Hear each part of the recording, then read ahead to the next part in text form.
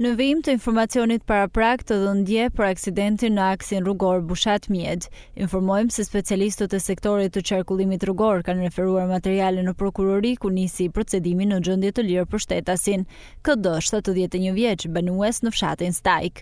Pasi me motomjetin që drejtonte pale e drejtimi ka përplasur nga pas rimorkjon e kamionit me drejtues shtetasin SHL. Si pasojë është dëmtuar drejtuesi motorit shtetasi KD, i cili po merr mjekime në spitalin e traumës.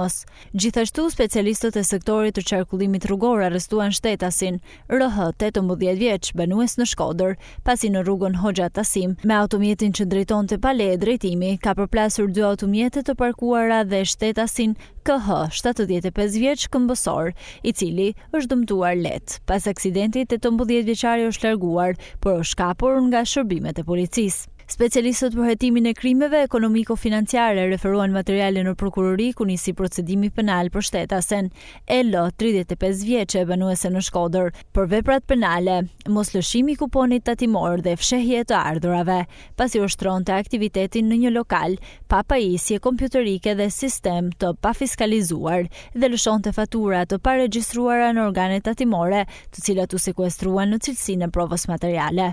Materialet proceduriale u referuan prokurorisë pranë gjykatës së shkallës së parë të jurisdiksionit të përgjithshëm Shkodër për veprime të mëtejshme.